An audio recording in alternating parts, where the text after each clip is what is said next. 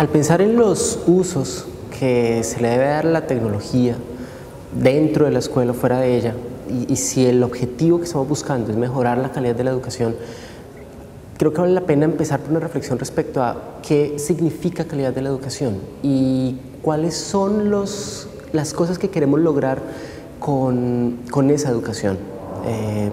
Muy recientemente me pregunto mucho respecto al para qué. ¿Para qué la experiencia educativa? ¿Cuál es el sentido en realidad de esa experiencia educativa?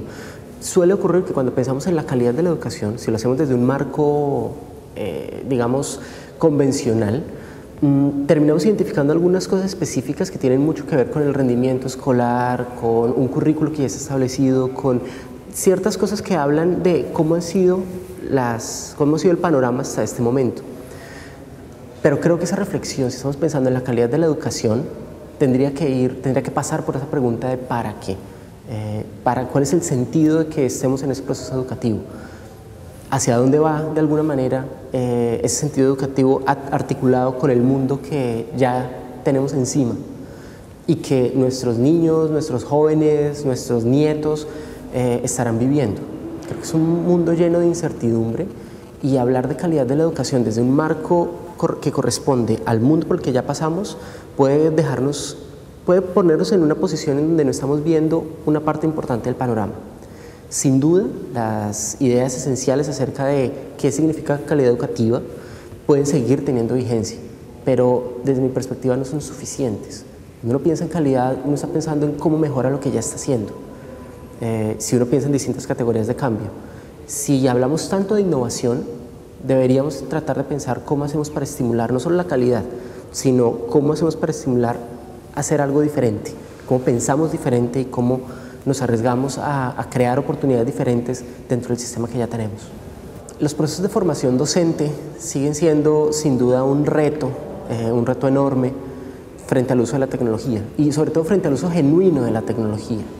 Es algo que también se empieza a hacer evidente después de todos los años que han pasado. Es un proceso que toma tiempo, pero para que sea genuino es indispensable que tome tiempo. Cuando los procesos son impuestos, de alguna manera la gente, los humanos, encontramos la manera de saltarnos esas imposiciones y de complacer a la regla, pero sí, haciendo lo mismo que estábamos haciendo. El camino de la inclusión genuina es mucho más complicado desde el punto de vista de formación docente. Yo diría que la gran dificultad, o bueno, no la gran, una de las grandes dificultades que he encontrado en los últimos años del trabajo que he realizado es comunicar la sensación de posibilidad con el uso de la tecnología. Lograr que cada uno de nosotros, ya no solamente el docente, sino cada uno de nosotros, descubra que la tecnología abre posibilidades interesantes para lo que hacemos cotidianamente. Creo que por diversas razones, en muchas áreas de la docencia persiste la sensación de la tecnología como amenaza. Y cuando empiezan a aparecer procesos de entrega de computadores masiva, cuando ya hay computadores en todas las aulas, la amenaza se vuelve mucho más tangible. Y el gran problema es que un cerebro humano que se siente amenazado no puede aprender tan fácilmente. Así que una de mis grandes dudas es cómo hacemos para reducir un poco esa ansiedad y para comunicar que no se trata de un mal necesario ni un mal inevitable, sino de una posibilidad que enriquece lo que estoy haciendo. Creo que ahí hay un ejercicio enorme de lenguaje que tenemos que empezar a desarrollar, de empezar a pensar y hablar de la tecnología como posibilidad y de esta época, no como la época de los que nacieron hace 20 años, sino como nuestra época. Estamos vivos aquí y ahora. Esta también es nuestra época. Y yo pienso de veras que si lo reconocemos así y nos exponemos a experiencias de aprendizaje, exponemos a los docentes a experiencias de aprendizaje diferentes que comuniquen otras posibilidades, poco a poco vamos recordando que somos capaces de hacer mucho más de lo que creemos y que la tecnología es parte integral de eso. Podemos hacer más con la tecnología y podemos crear con la tecnología. Esa es parte del potencial que todavía, creo yo, está por descubrir. Y implica ir más allá de pensar simplemente en la tecnología como herramienta o como el apoyo pedagógico, sino como en una herramienta fundamental para nuestra vida, para nuestro quehacer cotidiano. Una promesa que está en el entorno desde hace bastantes años, desde que Yo creo que desde que aparecieron desde que apareció no solo Internet, sino que desde que aparecieron los computadores con posibilidad en la educación, es que tiene un potencial enorme para reducir brechas sociales y para generar nuevos procesos de aprendizaje. Yo diría que todavía sigue siendo una promesa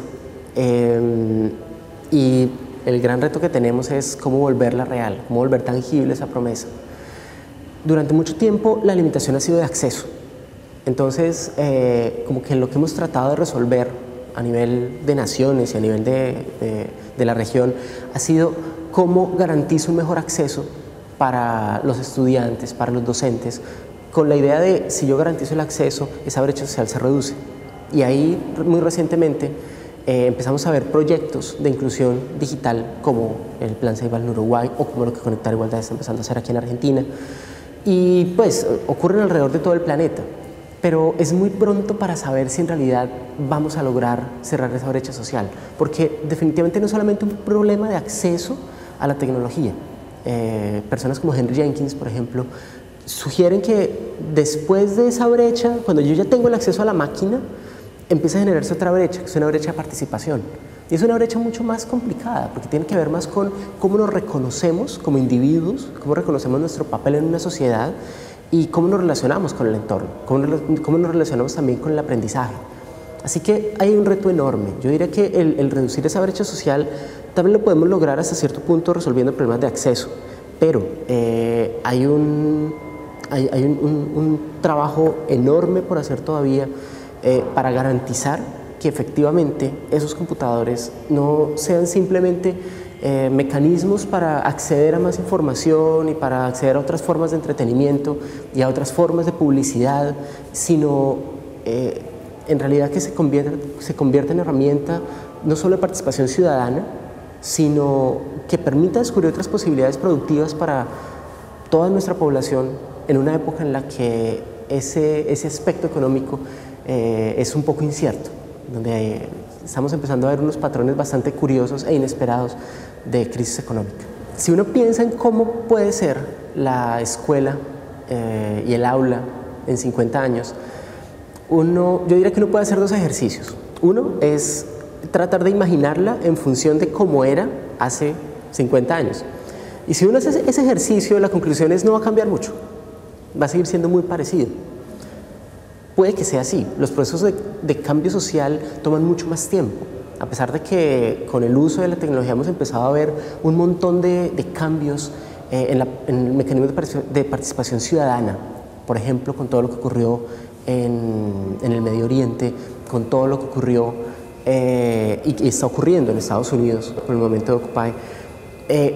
Ahí hay unos nuevos usos, pero cabe preguntarse hasta qué punto eso está llegando a la escuela. Así que uno podría imaginarse que en 50 años va a seguir siendo muy parecida. O uno podría pensar mucho más en términos de la tecnología y pensar en 50 años se vuelve imposible, porque no sabemos cómo va a ser la tecnología en 50 años. Hace 30 años apenas empezamos a tener computadores personales. Hace 10 años no teníamos tablets. Bueno, teníamos intentos fallidos de tablets, pero no teníamos muchos de los aparatos que tenemos ahora. Y el paso de la tecnología se empieza a hacer cada vez, nos comunica una sensación de prisa, de cambio acelerado. Así que en la medida en que es muy difícil saber cómo va a ser la tecnología en 50 años, es igualmente difícil saber cómo sería la escuela o el aula en función de la tecnología en 50 años. Con todo eso dicho, creo que ese proceso de imaginarnos el futuro de la escuela tendría que ver también con que lográramos identificar no cuáles son las competencias que nos van a permitir ser competitivos en el siglo XXI, sino cuáles son esos aprendizajes esenciales que tenemos que lograr como seres humanos. Yo me atrevería a decir que, si bien es un reto enorme desarrollar las competencias del siglo XXI, todavía no hemos desarrollado las del siglo XX. Y la promesa de la educación como gestor de cambio, como gestor de un entorno y una sociedad mucho más equitativa, con unos seres humanos mucho más reflexivos respecto a su impacto en el entorno, eso está por hacerse. Y cabe preguntarse si la tecnología es el medio necesario para desarrollar esas habilidades. Puede que sí, sin duda puede ayudar, o puede que tengamos que enfocarnos en unas cosas mucho más esenciales, que nos permitan, en medio de ese acelere tecnológico, tener dentro de 50 años un país y un planeta en el que podamos seguir hablando de competitividad.